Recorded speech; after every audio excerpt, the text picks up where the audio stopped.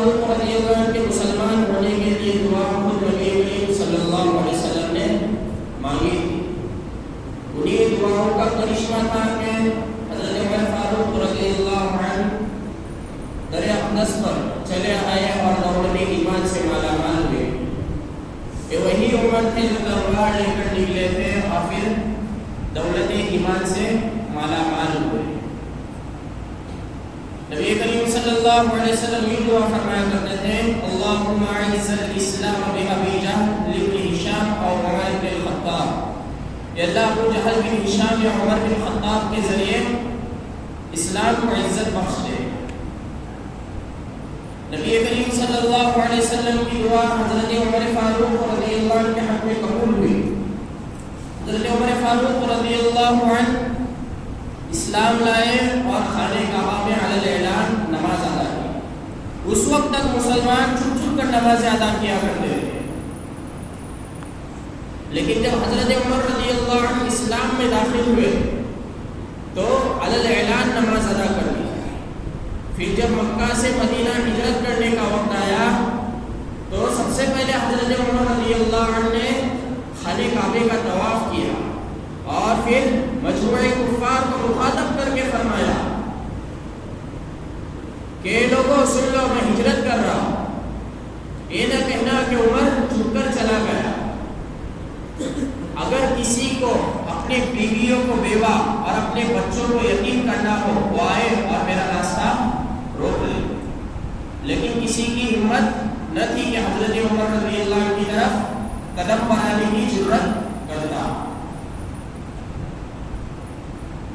حضرت عمر رضی اللہ عنہ کو خلافت سپرد کرنے کے بعد حضرت ابوبکر صدیق رضی اللہ عنہ نے فرمایا تھا کہ اگر اللہ تبارک و تعالیٰ مجھ سے پوچھے گا کہ تم کس کو خلیفہ بنا کر آئے ہو تو میں اس وقت کہوں گا کہ دنیا میں اس وقت سب سے بہتر جو تھا اس کو خلیفہ بنا کر آیا، کہ جس کے بارے میں نبی کریم صلی اللہ علیہ وسلم نے فرمایا لو کان بعدی نبی لکان عمر بن الخطاب. اگر میرے بعد کوئی نبی ہوتا تو عمر بن الخطاب ہوتے، لیکن ایسا نہیں ہوا. پھر نبی کریم صلی اللہ علیہ وسلم نے دوسرے حدیث میں فرمایا علی لسانی کہ اللہ تبارک و تعالیٰ نے حضرت عمر رضی اللہ عنہ کے قلب اور زبان پر حق کو جاری فرمایا کہ نبی کریم صلی اللہ علیہ وسلم نے فرمایا میرے بعد جو میرے خلفائے راشدین کی اتباع کرے گا وہ کامیاب ہو جائے گا. کہ حضرت عمر رضی اللہ عنہ نے بہت سے کارنامے انجام دیے. کہ حضرت عمر رضی اللہ عنہ کے روم و دبدبے کا عالم یہ تھا کہ شیطان بھی حضرت عمر کے نام سے بھاگ جاتا. کہ ایک مرتبہ حضور صلی اللہ علیہ وسلم کے پاس قریش کی چند عورتیں بلند آواز سے باتیں کر رہی. اتنے میں حضرت عمر رضی اللہ عنہ نے اندر آنے کی اجازت مانگی تو حضرت عمر رضی اللہ عنہ کی آواز سن کر سارے عورتیں پردے میں چلے گئی اور سناٹا چھا گیا.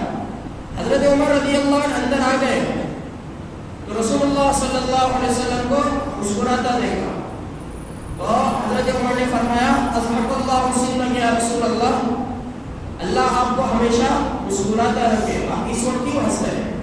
تو رسول اللہ صلی اللہ علیہ وسلم نے فرمایا کہ مجھے ان عورتوں پر ہنسی آ رہی ہے جو تمہارے آنے سے پہلے مجھ سے تیز تیز آواز میں باتیں کر رہی تھی، لیکن جب تمہاری آواز سنی تو پردے میں چلی گئی. حضرت عمر نے فرمایا اے اپنی نفس کی دشمن ہو، تم مجھ سے ڈرتی ہو، رسول اللہ صلی اللہ علیہ وسلم سے نہیں ڈرتی. تو ان عورتوں نے جواب دیا تم بہت سخت آدمی ہو. تو اس وقت نبی کریم صلی اللہ علیہ وسلم نے فرمایا والذی نفسی بیدی ما لقیک الشیطان سالکا فجا قط الا سلک فجا غیر فجی. اس ذات کی قسم جس کے قبضے میری جان ہے، شیطان جب حضرت عمر رضی اللہ عنہ کو کسی راستے پر چلتا ہوا دیکھتا ہے تو وہ دوسرا راستہ اختیار کر لیتا ہے. یہ تھے حضرت عمر رضی اللہ عنہ. کہ حبشی بچے اپنا خیر و تماشا دکھا رہے تھے، اتنے میں حضرت عمر رضی اللہ عنہ آئے تو سب بھاگنے لگے. اس وقت نبی کریم صلی اللہ علیہ وسلم نے فرمایا انی لانظر الی شیاطین الجن والانس قد فروا من عمر، کہ میں کے انس و جن کو دیکھ رہا ہوں کہ عمر کے گھر سے بھاگ رہے ہیں. اسلام کے پہلے کی زندگی حضرت عمر رضی اللہ عنہ کی کیسی تھی؟ پھر اسلام لانے کے بعد حضرت عمر رضی اللہ عنہ کی زندگی کس طرح گزری؟ کہ حضرت عمر رضی اللہ عنہ دین کے معاملے میں ایسے تھے کہ اللہ اس کے رسول کی حکم کی خلاف ورزی بالکل برداشت نہیں کر سکتے تھے. آج تو ہم دن رات اللہ اور اس کے رسول کی نافرمانیوں میں ملوث ہیں.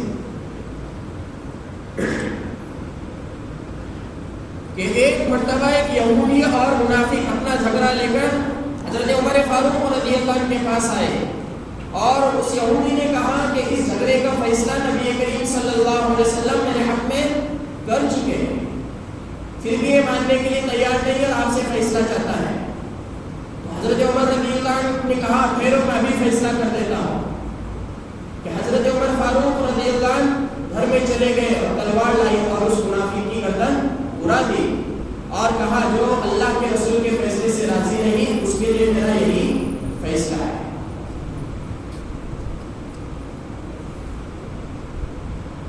اگر آج ہم دن رات اللہ تبارک و تعالیٰ کی نافرمانیاں کر رہے ہیں تو ہمارے اوپر کیا حکم لگ سکتا ہے؟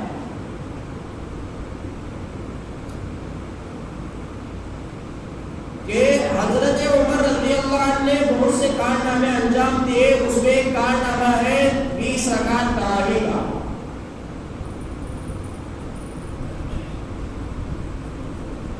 جس کو آج 8 لے کر بیٹھے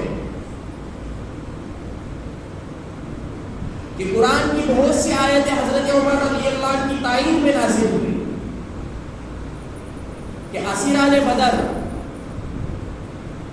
اس کے متعلق جو آیتیں ہیں اللہ تبارک و تعالیٰ نے حضرت عمر کی رائے کے مطابق نازل فرمائی. شراب کی حرمت, اس کے متعلق جو آیتیں ہیں اللہ تبارک و تعالیٰ نے حضرت عمر کی رائے کی تائید میں نازل فرمائی. ازواج مطہرات کے پردے کا حکم اور مقام ابراہیم کو مصلی بنانا, منافقوں کی نماز جنازہ پڑھنا, اس کے متعلق جتنے آیتیں ہیں اللہ تبارک و تعالیٰ نے حضرت عمر فاروق رضی اللہ عنہ کے رائے کی تائید میں نازل فرمائے. پھر بھی بعض لوگ کہتے ہیں کہ عمر غدار ہے.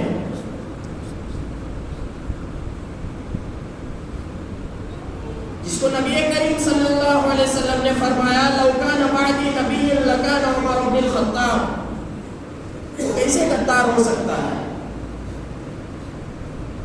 کہ اس کے حکم کے ماننے میں ہی بھلائی ہے.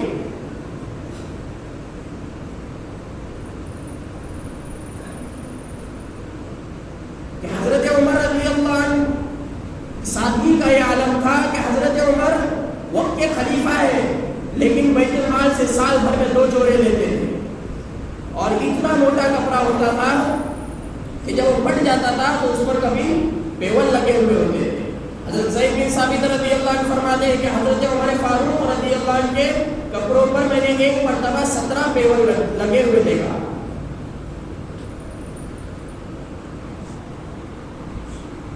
آپ نے 10 سالہ خلافت کیا, انہیں 10 سالہ خلافت میں بہت سے کارنامے انجام دیے کہ راتوں میں حضرت عمر فاروق رضی اللہ عنہ اپنے رعایا کی خبر گیری کرتے تھے کہ انہیں کیا چیز کی ضرورت ہے.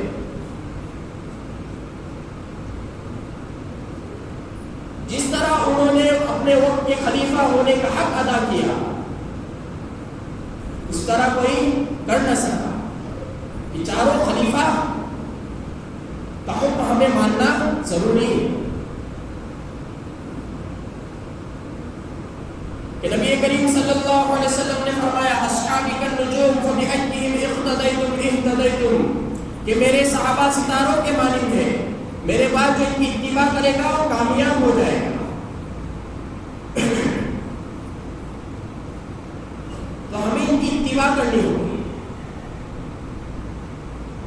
کہ ہمیں صحابہ کا دور دیکھنا ہوگا کہ آپ صلی اللہ علیہ وسلم نے کس طرح ان کی تربیت فرمائی. کہ حضرت عمر رضی اللہ عنہ کی ایک آرزو تھی کہ میری شہادت ہو, کہ مجھے قتل کیا جائے.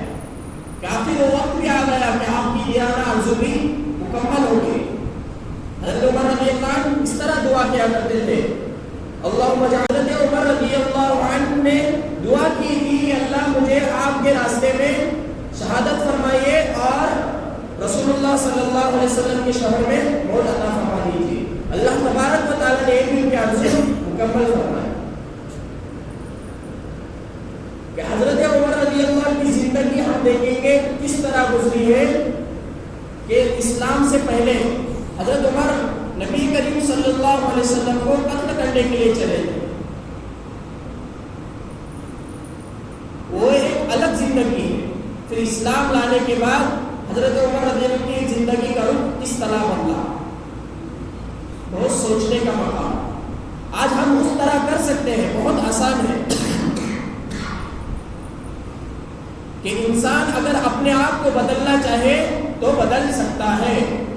کہ ہمیں پتا ہے کہ یہ گناہ کرنے سے اللہ تبارک و تعالیٰ ناراض ہوتے ہیں, کہ کسی انسان کو پتا ہے کہ لائٹ کے کرنٹ سے انسان کی موت ہو سکتی ہے, انسان اس کے پاس نہیں جاتا. اسی طرح ہمیں پتا ہے کہ ایک گناہ کرنے سے اللہ تبارک و تعالیٰ ناراض ہوتے ہیں, تو انسان کو گناہ نہیں کرنا چاہیے. بہت زندگی غور و فکر کرنے کا نام ہے کہ ہمارے صحابہ کے زندگیات کس طرح گزرے, خلفائے راشدین کی زندگیاں کس طرح گزری اور ہماری زندگیاں کس طرح گزر رہی.